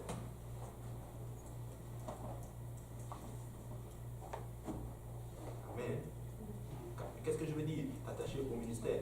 Arriver à une place littéralement, il faut que je fasse ceci. Oh, je me bats ceci. Oh, il faut que je monte. Oh, c'est moi qui fais ceci. Non, nous devons nous battre pour le salut des âmes. Et nous devons nous accrocher seulement à Jésus-Christ. C'est la seule chose qui va perdurer. Il y a des gens qui sont tellement attachés à leur boulot. Il y a des gens qui sont tellement attachés à leur compte en banque. Il y a des gens qui sont tellement accrochés à leur réussite. Il y a des gens qui sont tellement, mais alors là, tellement attachés, même des fois à un mari, ou même à une femme, ou même à des enfants. On l'a vu, Dieu l'a montré à travers Abraham et Isaac, littéralement. Mais tu sais quoi? On doit arriver à une place où nous sommes attachés tellement à Jésus-Christ. Écoute, parce que c'est la seule valeur sûre. Ton travail, ils peuvent te décevoir. Tu peux travailler pour une compagnie pendant 20 ans. Du jour au lendemain, on te dit, écoute, on n'a plus besoin de toi. On t'a oublié. Et tu sais quoi? Tu quittes là, c'est comme si tu n'as jamais, alors là, jamais été dans cette compagnie. Tu peux t'attacher littéralement à même une relation. Et cette relation se coupe du jour au lendemain. Tu peux t'attacher littéralement à même tes finances. Boum, un crash boursier arrive. Et tout ce qu'il y a dans ton compte, zéro, nada. Tu n'as plus rien du jour au lendemain. Mais si tu es accroché à Jésus-Christ, qui est un crash boursier, qui est une déception, qui est quoi que ce soit, lui, il demeure fidèle. Alléluia. Maman de Lot, maman, je ne sais pas comment elle s'appelait, maman Lot était attachée à Sodome et Gomorrhe. Elle avait des attaches. Comment qu'elle s'est retournée pour dire, juste une dernière fois que je vois cette belle ville de Sodome et Gomorrhe. Elle est devenue statuette de sel. Oui, frère. Ce que je voulais aussi ajouter, si vous permettez, c'est que en réalité, c'était tout l'image de Lot, sa femme. C'était tout l'image de Lot, sa femme.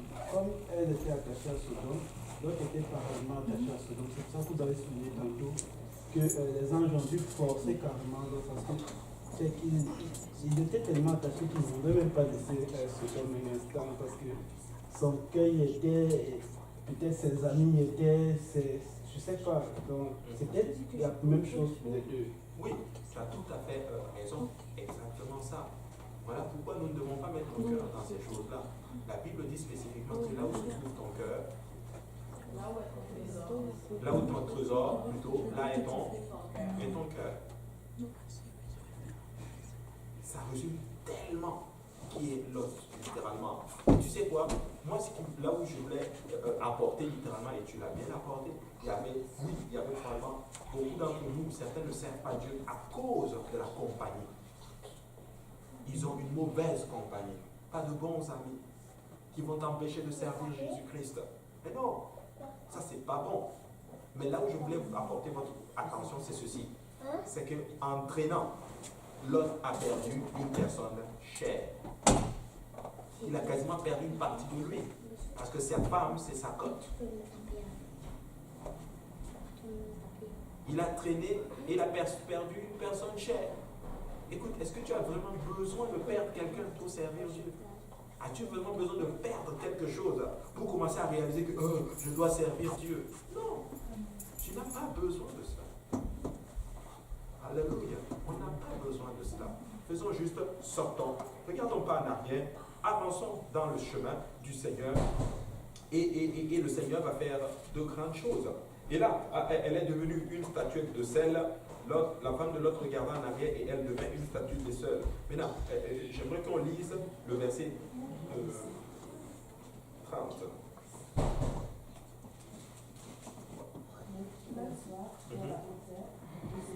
Sur la montagne avec ses deux filles, car il craignait le reste de la création.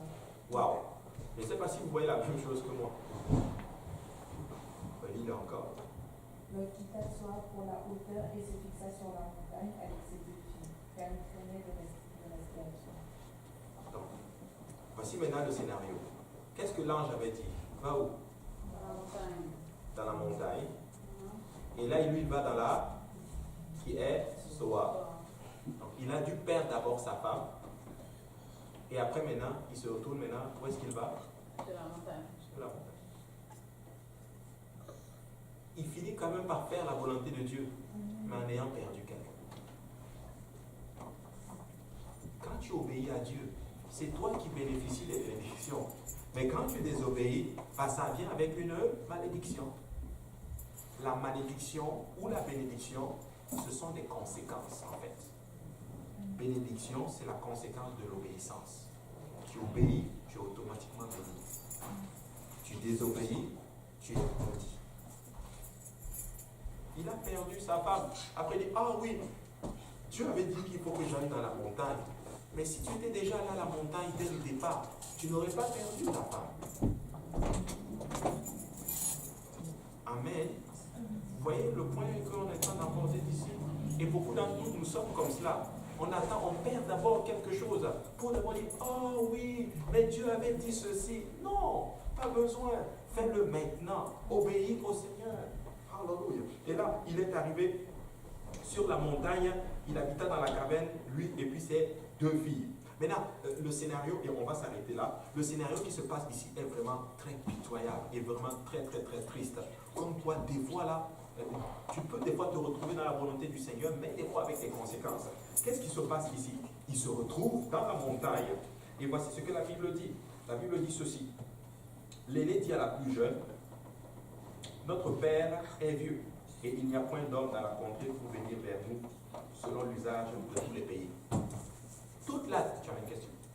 Oui. Toute la terre entière n'était pas détruite. Parce que Abraham habitait dans la contrée, il était sous les chênes de Mamré, la Bible dit. Donc il y avait encore des gens sur la face de la terre. Mais dans leur tête, il n'y a personne d'autre. Dieu a tout détruit.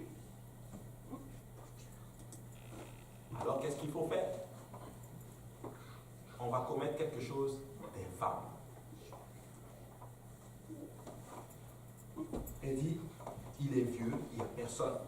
Elles vont donner du vin à leur père, elles vont le saouler, et chacune d'elles vont aller vers leur père. La première va enfanter un des fils, et cet enfant s'appelle Moab, qui est le père des Moabites. La deuxième va enfanter un autre fils qu'on appelle Ammon, qui est le fils des Ammonites. Les Ammonites et les Moabites sont devenus 2 grands ennemis d'Israël. Vous voyez les conséquences du péché? C'est de génération, plusieurs générations. En fait, ça s'est répercuté des générations plus tard. Ils sont maintenant. Rappelez-vous, Abraham a fait cette même erreur en allant vers Ismaël. Qui est devenu Ismaël? Les Arabes. Palestine. Et Isaac, c'est qui? Israël. Palestine et Israël, ils ne s'entendent pas jusqu'aujourd'hui.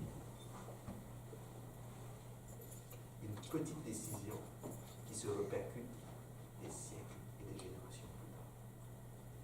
Vous voyez que nos choix ont de l'impact.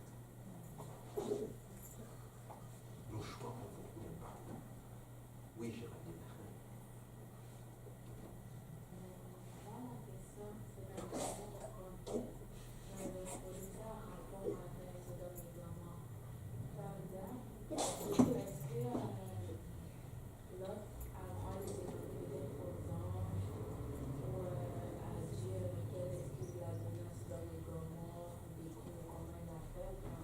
Si Lot a été à...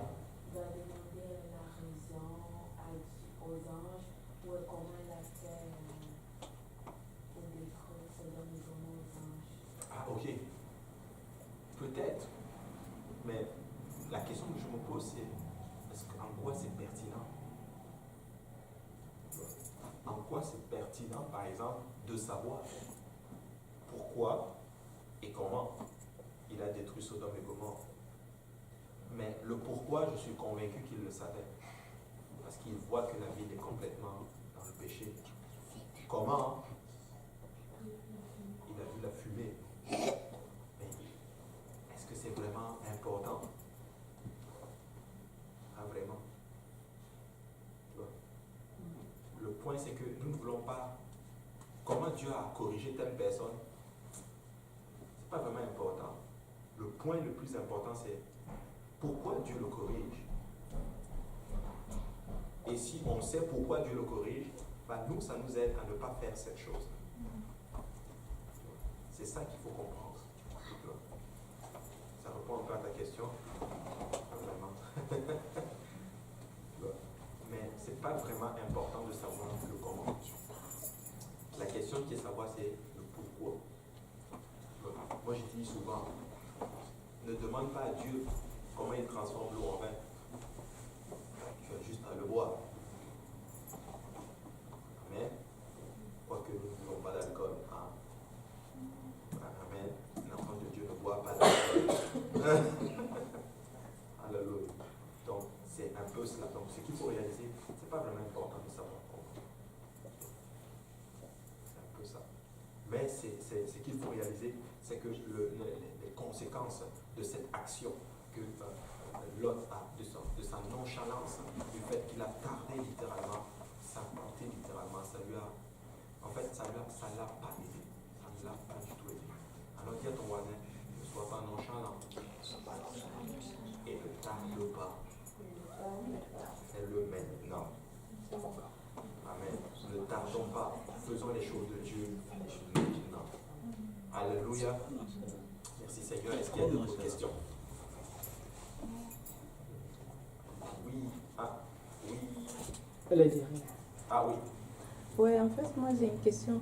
Pourquoi en fait Dieu avait accepté que l'autre puisse aller à Torsar alors que sa volonté c'était qu'il puisse aller à la montagne, puis il savait qu'il va détruire Torsar. Toi. Ouais, toi, c'est toi. Tu sais, moi j'ai appris quelque chose avec le Seigneur. C'est que des fois il nous donne le désir de notre cœur. Okay. C'est que pour que nous réalisons que nos choix sont mauvais et que ses choix à lui sont meilleurs. Regarde, le peuple d'Israël court et ils vont voir Samuel. Donne-nous un roi comme toutes les autres nations. Ce n'était pas la volonté du Seigneur qu'ils aient un roi maintenant. Mais Dieu a dit, tu sais quoi, donne-leur ce qu'ils veulent. Jusqu'à ce qu'eux-mêmes ils ont réalisé qu'ils étaient juste à côté. Des fois, en forçant avec le Seigneur, il va te dire, prends. Tu ne veux pas arriver à cette place-là. Dieu, des fois, va dire non. Des fois, il va dire attends. Des fois, il va dire oui, mais j'ai envie d'ajouter un quatrième. Des fois, il va quand même te donner malgré le fait que tu insistes. Il va te dire, ok, prends, mais tes risques périls. Tu vas venir me voir après. Ah non, mais papa, je suis sincèrement désolé. Je t'avais dit. Amen. Très important. Donc, c'est un peu cela. Dieu, des fois, il laisse faire, il donne pour que ça nous instruise. Amen.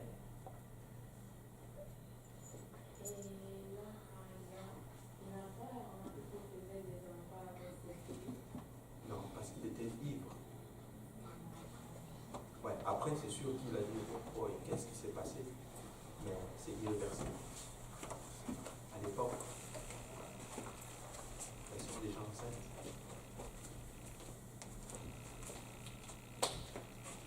Ils ont juste fait avec. C'est pour ça qu'il faut faire la volonté de Dieu seulement. Amen. Il y en a des questions aussi. Non, gloire à Dieu. On va s'arrêter là pour aujourd'hui, à moins qu'il y ait des questions. Non, alléluia. Battons nos mains pour le Seigneur. Alléluia. Merci Seigneur. Et là, j'ai besoin d'un prieur ou d'une prieuse.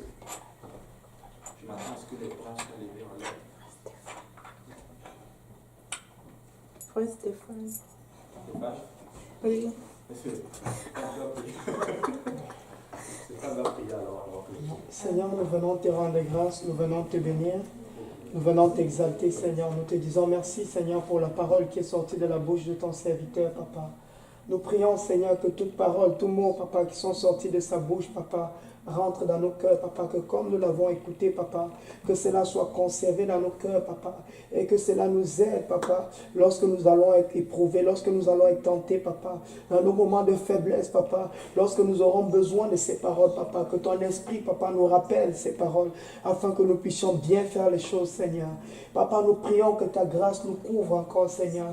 Aide-nous, Papa, à digérer cet enseignement, Papa, papa, à le recevoir avec bon cœur, papa, avec amour, papa, et que ta parole porte ses fruits dans nos cœurs, Seigneur. Père, nous venons te remettre le restant de la soirée, Père. Nous prions que tu étendes ta main, papa, et que tu nous gardes, papa, que tu nous protèges jusqu'à ce que nous puissions nous rencontrer encore, papa, pour un autre service, une autre rencontre, Seigneur. Nous te rendons grâce, papa, pour le repas qui a été préparé, papa. Bénis le repas et bénis les mains qui ont contribué, papa. Nous te rendons grâce pour tout ce que tu fais dans nos vies, Seigneur. Au nom de Jésus-Christ, nous avons prié. Amen.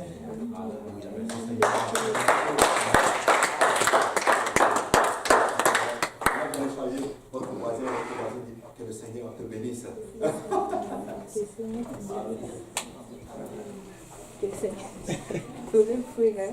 Tu dis? Non, c'est parce que je faisais autre chose. Ah, ok, que ça va? Ça fait longtemps, t'es passé où? Oui, j'ai vu juste amener. Parce que j'étais un peu des choses. Mais tu peux nous rejoindre? Bonjour, ça va, comment allez-vous? J'ai manqué, on m'a dit que j'étais là dimanche passé, mais j'étais parti. Comment ça va? Mais toi, tu veux pas.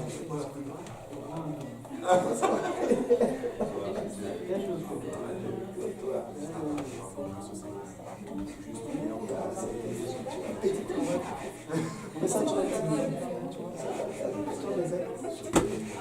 C'est du travail de magasin.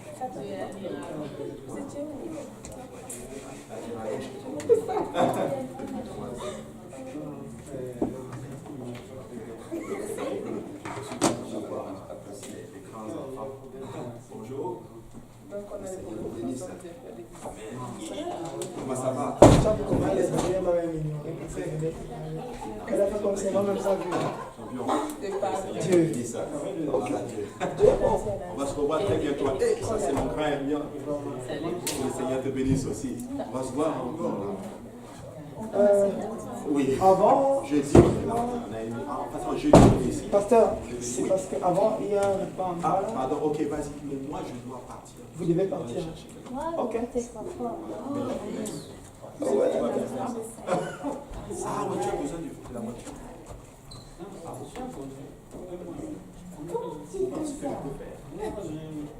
Non, 2 semaines. Mais c'est bon.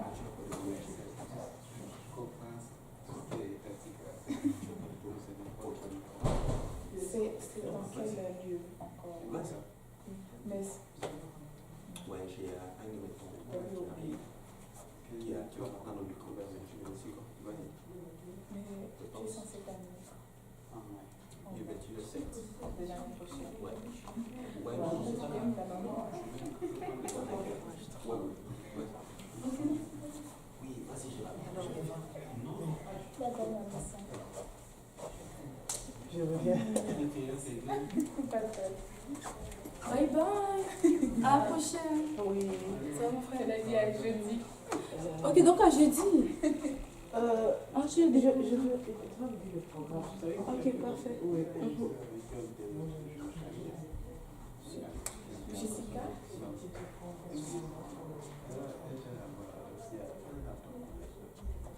Tabitha. Janice. C'est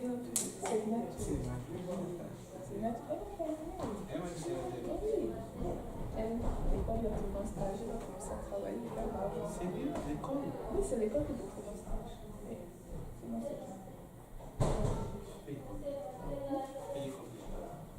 Pour les étudiants étrangers, c'est $21 pour la formation. Chez nous, c'est pour Emiga, non. C'est ça. Parce qu'à la ligne, c'est la même. On te donne le livre, on te donne tout ce que tu veux là. Et c'est eux qui doivent te donner le stage. Et s'ils ne te trouvent pas le stage, tu dois travailler à ce que tu dois payer. Parce que les stages doivent être payés. Ça, on nous a menti. Parce qu'on doit te payer là pour le stage. C'est-à-dire que c'est pour le coach. Si tu fais le stage payant, on te donne pas le diplôme. Ah oui? Il y a un professeur qui nous a dit qu'il y a moins que 6 points. faut un stage payant. Comme il dit, on n'aime pas trouver des stages payants parce que c'est pas normal. Parce que il se plaît, tout le monde se plaît. Les professeurs se plaignent. Parce que comment ça s'appelle votre école là? C'était grave.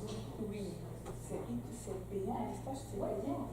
Et s'ils ne te payent pas, tu dois travailler à Erzin ou à TK. Et c'est TK et Erzin qui doivent te payer. Tu fais ton stage à Erzin ou à TK. Mais demande quand même, peut-être qu'ils peuvent accepter. En plus, ça les poserait beaucoup parce que ce sont des choses où ils veulent vraiment beaucoup d'argent. C'est coûteux.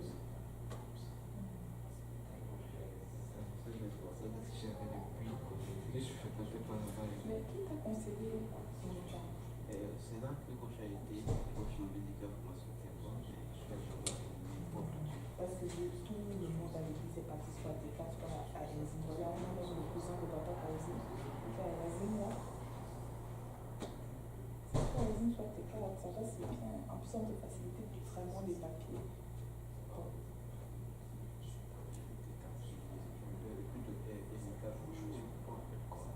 Wow, mais vous avez quand même donné un mois de vacances, hein? C'est bon. c'est l'État, c'est pour ça qu'ils font ça. Ah, c'est ça. C'est où j'ai compris que les études de l'État, comment se plaignent au pays, la hausse au pays, là, c'est pareil ici. Déjà, nos logiciels sont 600 des vieux trucs, les ordinateurs tellement vieux. Vous utilisez quoi, VirtualBox ou bien Non, Hyper-V. Hyper-V? Non, ça c'est du panorama, je sais. Parce qu'actuellement, c'est plus le truc qu'on utilise ici. Parce qu'il y a un logiciel payant comme 600 Alice. C'est ça que beaucoup d'écoles utilisent maintenant parce que ça forme dans l'environnement de l'entreprise. Or, Hyper-V et VirtualBox, c'est n'importe quoi. Non, Hyper-V, C'est très limité. c'est très très limité. Je te dis, des fois ça peut comme ça là. Des fois ça supprime une machine, je ne sais pas si c'est. On va voir comment. Les ordinateurs sont vieux, non. Mais ils sont quand même dit que quand on va revenir des vacances, ils vont changer vers septembre. Ils vont enfin changer les ordinateurs. Nos objectifs, ceux de la classe, mais ceux du laboratoire.